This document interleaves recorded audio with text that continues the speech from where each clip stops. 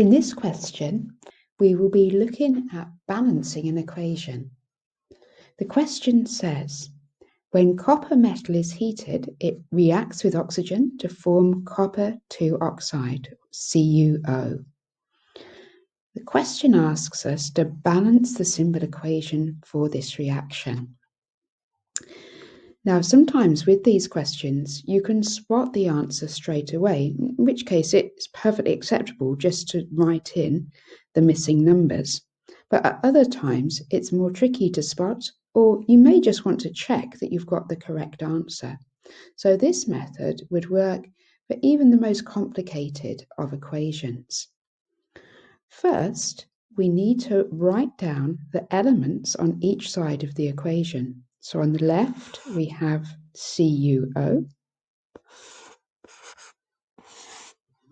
And on the right, or reactant side, we also have Cu and O.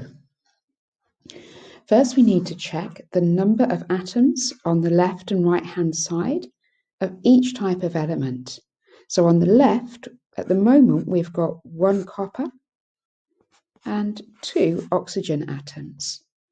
While on the right, we have 1 copper and 1 oxygen. Now, although the equation balances for the coppers, there's 1 on each side of the equation, unfortunately, it doesn't balance for the oxygens. There's 2 oxygens on the left, but only 1 oxygen on the right. So we're going to need to add a balancing number, and we need to increase the number of oxygen atoms. So let's try a 2 in front of the copper. Now that is going to have a knock-on effect for both the copper and the oxygen atoms. So the copper has gone up to 2 and the oxygen has also gone up to 2.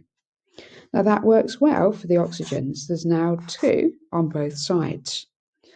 But unfortunately, the copper atoms, which previously did balance, now don't. We've got 1 copper on the left and 2 on the right. So to finish the question, we need to add another copper atom to the left-hand side. So by placing a 2 in front of the copper, we would end up with 2 copper atoms on both sides and 2 oxygen atoms on both sides. So our equation balances.